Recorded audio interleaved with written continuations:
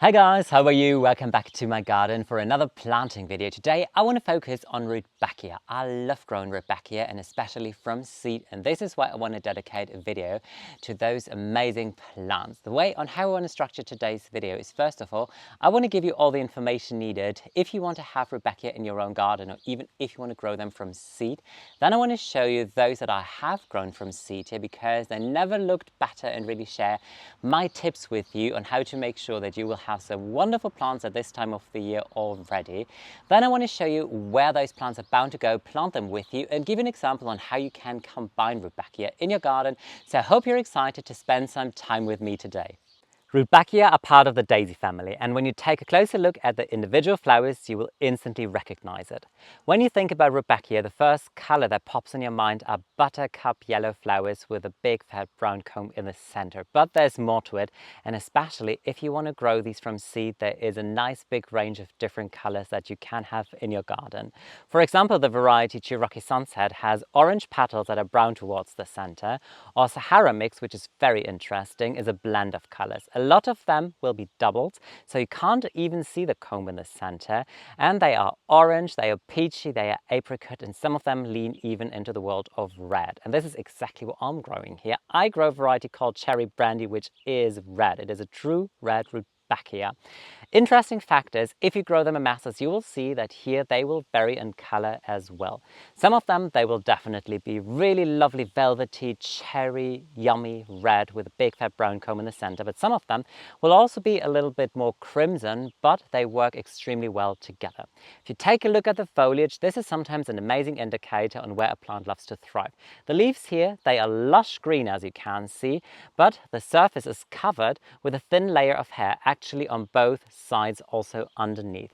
So often when you find foliage that is silver or that has a thin layer of hair on top of it, is an indicator that those plants love to thrive in full sun, and this is exactly where rudbeckia loves to thrive. So if you want to make it happy, if you want to have sturdy bushy little plants that reward you with a lot of blooms, give them the lot of sun in your garden. In terms of location, the soil, that is a good news. They're not very fuzzy, so a normal garden soil will do the job, and even sandy soil is not a problem for them, which is great for me because I have sandy soil here. And I can tell you from experience, even if you don't water them too often, they won't wilt and they will still cope with those situations fairly well. Rudbeckia is one of those plants that you can very easily grow from seed on your own. Whenever you want to grow something from seed, the seed itself already dictates you on how it wants to be sown. Sweet peas, for example, they have bigger seeds, and what you want to do with those is take them and really push them into the ground at least a centimeter or two. While rudbeckia, they have fine seed, and fine seed, they don't want to be pushed into the soil. Germination process is triggered by sun. So if you take this fine seed and push it too deep into the soil, the germination process won't take place, and then you won't see any plants. So what I do is I prepare the soil, and then I just take the seed, put it on top of the soil, cover it very thin, at most 1 millimeter, with sand. And what it does is the sand weighs the seed down so the seed has a good contact with the soil, and then it can germinate and grow in happily. Smaller seed often is sown in seed trays. Well, here with rudbeckia, I've done it in the past, and I figure that it's not the right thing to do. It's better if you sow them in small modules. So really take one seed per module, cover it with sand, and then within the first week or two, they will start to germinate. They will produce a first set of leaves, and then for at least 3 weeks, it seems as if they're not doing a thing because they're busy with developing roots. And this is the reason on why I figured growing them in a seed tray is not so good, because whenever you separate the plants, you disturb the roots, and rudbeckia don't respond so well to that disturbance. So what I do is, like when I grow them in rather small individual seed pots, then I take them and I pot them onto a pot size like this. And this is the first year that I really have perfect, nice looking rudbeckia plants. A lot of them have produced a lot of leaves, and they start sending out already the first flower stems with big nice buds on top of it. So it won't be long up until I will see the first cherry red flowers here. The best time to sow them is early April, late March, and you will do it indoors, and then you put them on the windowsill. Then in early May, you will take them, pot them up, and if you happen to have a cold frame, this is ideal, or a greenhouse, because then you can take these pots, put them there where you can store them, and they will get a lot of warmth and they are pretty much protected. The one thing that you really need to have an eye on are slugs and snails, because as delicious and yummy as these flowers look, they also have to taste amazing, because the fresh leaves are often attacked by slugs and snails. But if you have your A game on and collect the slugs and snails, then you will have really lovely plants. And I'm going to take my lovely plants now, put them into the borders and show you where I plant them and how to do so. This is my perennial border in the back of a garden where I want to amp up my game and put some more of these rudbeckia cherry brandies here, just wrapped around this beautiful miscanthus grass. I started this already the first year when I planted up the border, and I think the combination of the miscanthus and the rudbeckia is very beautiful. So one thing that I realize is that a lot of the rudbeckia, they don't come back through winter here. I think if you're in a warmer climate zone, they definitely will, but here I always need to have a couple of plants. You can see that I already put them here in the sun of a noontime, and now we're in the afternoon. So what I need to do is come in after planting and water them. The way on how to combine rudbeckia is very beautiful with grasses, for example. There are a lot of different options on how you can do it. Calamagrostis, shorter varieties of a miscanthus, as I do here, definitely work fairly well. The blooms of the rudbeckia, they are fairly big, and this applies to most of the varieties. So it is nice to combine them with smaller flowers. For example, asters. It works extremely well. Here I have a variety in a big clump of Aster astron, and in the back just behind these grasses there I have a bigger drift of dark purple asters called Schöne von Dietlikon.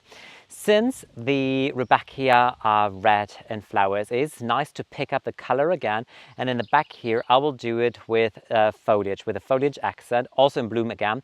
This is Amaranth. This is a variety that produces red, really velvety, nice, not tassels, it's like the upright variety of flowers, and then these very interesting burgundy leaves, and I'm going to have another big drift just here in the back of my Salvia cara donna, and again more asters and my yew sphere, and also some Panacetum vertigo in the back. So I always try to show you all of the things and give you the names, so just in case if you're intrigued and trying to find it for your own garden.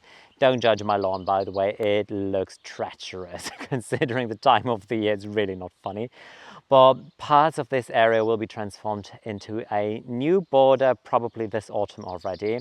So honestly, I'm not really going to spend too much time worrying about the lawn here. But this is how I position them out. In way of spacing, I love to pack them because an individual plant, and here you can see it, those are plants that came back after winter.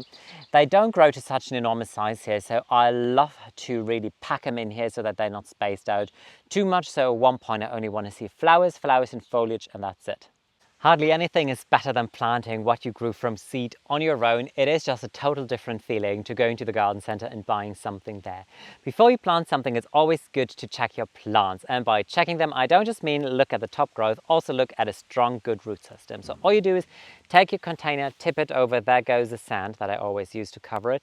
And I have a lovely root system here. And a good root system always looks like this. It's not pop bound, so the roots are not growing round and round like this, but the roots are strong enough so that they hold the soil together so that the entire root ball does not crumble apart and nothing is rotted in here. So this is fantastic. What I do though is I've already prepared the planting hole roughly in the size of the container, and then I come in with a sprinkle of organic bone chips. They break down to nitrogen, just give them a little wiggle in here, and then take my plant, in it goes, firm it in nicely, push the soil from the sides around it, plant it completely level to how it's set in its pot here, and then push the mulch back to it.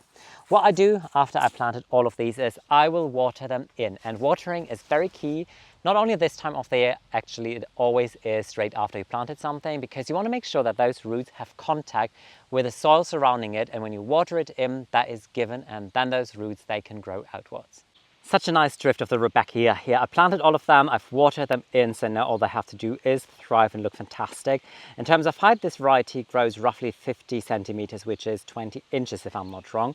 So it is a perfect plant to really put it here at the front of a border, not only because you want to be as close to these gorgeous blooms. Later on in the year, I'm definitely going to give you update tours of this entire area and show you how these blooms are going to look. That's it from me and my garden for today. I hope you enjoyed today's video and that I could encourage you to grow some rudbeckia of your own in your garden. Obviously, it's a little too late to sow them now this time of the year, but what you can do is, especially in July time, go and visit your local garden centre, because there you will find some really beautiful rudbeckia varieties that you can try and test out in your own space. The one thing that you have to know is that rudbeckia are perennials, but cherry brandy in particular, it acts a little more like a biennial or annual. So unfortunately, you always have to sow them every single year over and over again. But I think it's definitely worth it, because I don't want to miss those rich, zingy, vibrant colors here in my garden. So thank you so much for watching today's video. Thank you if you give me a thumbs up. Thank you if you subscribe to my channel, and I can't wait to do more projects here in my garden very soon again with you. So take care, guys. Bye.